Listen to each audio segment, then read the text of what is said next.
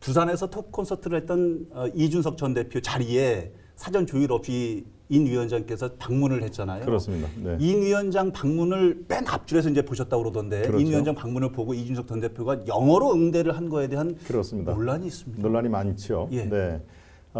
이 사전 예고 없이 갔다 하는 게 언론에 보도된 내용입니다만은 사실은 그런 그 행사를 갈 때 사전 아무런 그 예고를 할 리는 없습니다. 안 하고 가진 않았다? 혁신위원장이 내려간다. 그래야 장소 시간을 정확히 아는 과정에서 이준석 그 전 대표가 언제 요 마이크를 잡느냐 이런 걸 다 파악을 하고 가는 거니까 예, 이제 공식적으로는 예고 없이 갔다 충분한 협의는 없었다라고 얘기는 하는데요. 저는 예. 이제 동아일보 기자 출신이니까 그런 내막을 잘 알지 않습니까? 그런 예. 아무런 예고 없이 가지는 않은 그러네. 맨 상태에서 앞자리에 앉은 이유도 그러네요. 그럼요. 다 비워놓고 이제 그렇게 된 거죠. 그런데 거기에서 예. 우리 앵커님이 말씀해 주신 것처럼 이 영어로 얘기를 했죠. 예, 하버드 출신의 이준석이 영어를 잘한다는 걸 자랑을 한 것이냐라는 그런 비아냥도 나옵니다만은 그렇게 비아냥할 거는 아니고요.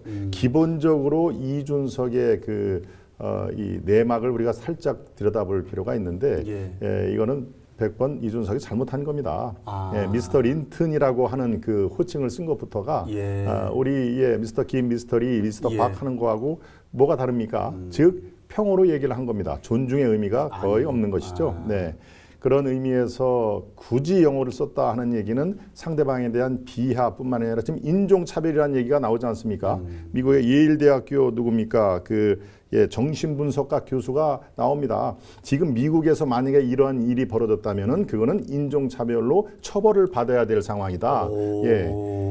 뭐 한번 구체적으로 보시죠. 인용한 그 위원장이 한국말을 잘 못하는 사람인가요? 천만에요. 저도 같이 대화를 나눠봤습니다만은 한국말을 너무나 구수하게 합니다. 이분이 순천에서 태어나가지고 전라도 또 사투리가 아주 구수합니다. 그러시죠. 누구보다도 한국말의 뉘앙스라든가 이 어감을 잘하는 분이거든요. 그러니까 영어로 얘기할 필요가 요만큼도 없었다는 얘기죠. 없죠. 예, 그걸 굳이 영어로 하고 표현도 미스터 린튼 얘기를 하고 진짜 환자는 서울에 있는데 왜 의사가 여기로 왔냐? 환자를 보러 부산까지 왔느냐? 예, 이거는 저는 결론적으로 얘기해서 인성의 문제다. 정치 자질보다도 어떤 메시지를 주려고 하는지는 알죠. 자기 몸값을 올리고 한국 정치는 파란 눈의 당신보다는 내가 더 잘한다 하는 그런 그 기조가 깔려 있지 않겠습니까? 파란 눈 뭡니까? 이방인이라는 얘기입니다. 당신이 어떻게 요행이 혁신위원장을 얘기를 했지만 국민의힘 내부 문제 또 대한민국 여의도 정치는 내가 더 잘한다. 환자는 내가 아니다. 용산에 있는 뭐 누구다 하는 거를 넌지시 얘기를 한 거니까요.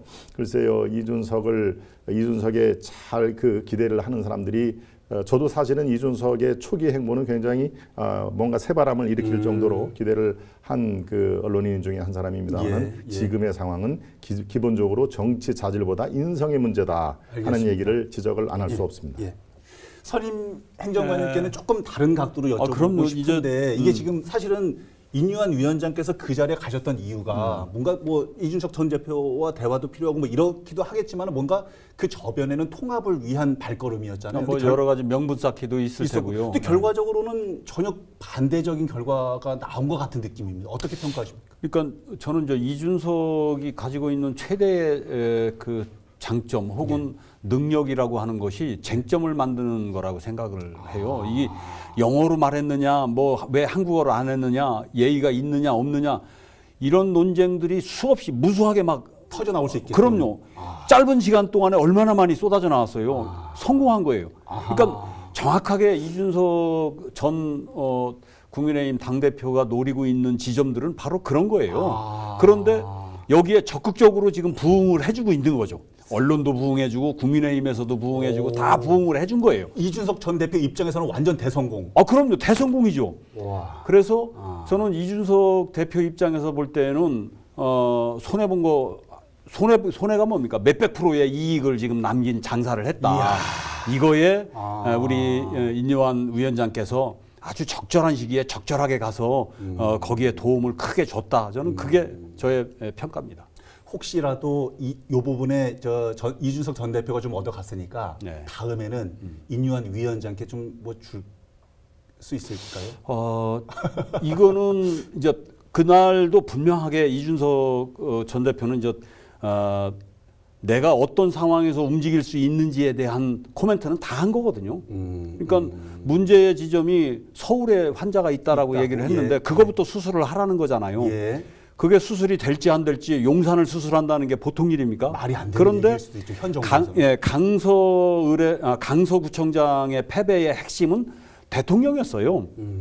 근데 이뇨한 위원장이 대통령 이야기는 한마디도 안 하고 다른 얘기만 자꾸 하고 있잖아요.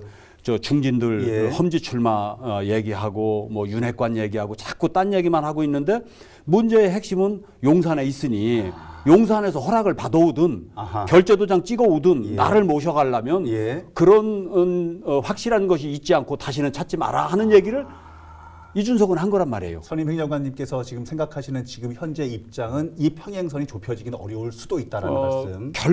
결국은 인요한 위원장이 할 수 있는 일이 아니라 그거는 용산의 대통령이 어떤 결단을 하느냐가 핵심인 거예요. 이 지점을 이준석은 정확하게 찝고 들어간 거죠. 인요한 위원장께서 뭐 하실 말씀 있으십니까? 예, 지금 오늘 주제는 뭐 이준석은 아닙니다만 예. 이준석을 얘기를 할 수밖에 없는 예. 그런 상황이 된 네. 것이죠. 어차피 지금 여의도 정치 한복판에 이준석이라는 전 대표가 서 있는데 이 시중에 이슈몰이 즉 화제를 몰고 온 것 자체는 성공했다고 저도 판단합니다. 예. 우리 유 후보님의 말씀에 예. 부분적으로 제가 공감을 하는데 그리고 신당 창당을 계속 군부를 떼지 않습니까? 그렇죠. 신당 창당을 어차피 여론의 좌우가 되는 그런 하나의 정치 행위인데 이것을 하기 위해서 주목을 일단 받아야 되는 것까지는 성공을 했습니다. 아마도 미스터 린턴이라는 그 호칭 자체가 그리 중요한 건 아닙니다만 그것도 계산된 하나의 그 연출이 아니었나 저는 생각이 드는 게 아무튼 그 짧은 시간에 하나의 그 부산에서 모 대학에서의 그 북콘서트로 한 3, 4일 동안의 정치의 한복판에 쓴 것까지는 제가 성공했다고 공감을 합니다만 하지만 그분의 즉 이준석의 정치적인 미래를 위해서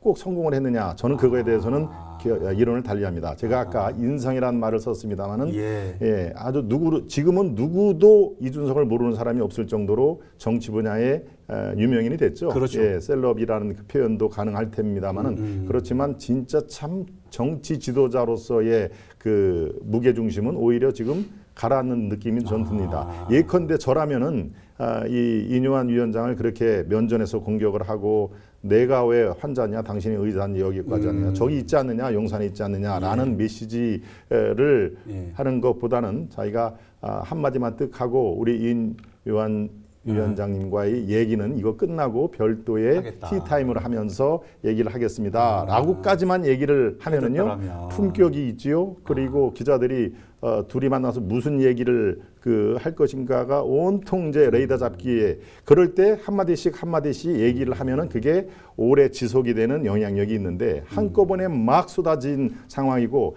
우리 한국의 기본 정서가 있지 않습니까? 멀리서 온 분한테는 예의를 차리고 또 차례도 한잔하고 면전에서 그 사람의 미흡된 것을 공격을 하는 것은 우리 정서에는 맞지 않을 뿐더러 품격 있는 정치와도 상당한 거리가 있는 겁니다. 그러니까 그런 의미에서 정치 지도자로서의 이준석은 오히려 체급이 자꾸 올라가야 되는데 본인이 요구하는 건 신당 창당도 자기 체급을 올리려고 하는 거 아니겠습니까? 그렇죠. 그렇지만 이번 행동은 총체적으로 인성의 그런 그 미흡된 점을 들어서 중장기적으로 저는 마이너스다라고 저는 평가를 하는 것이죠. 그러니까 오늘 이슈 몰이는 성공했는데 내일 정치인으로서의 문제는 해결하지 못한 이런 꼴이네요. 결국은. 근데요, 이제 제가 볼 때는 지금은 이준석의 시간이에요.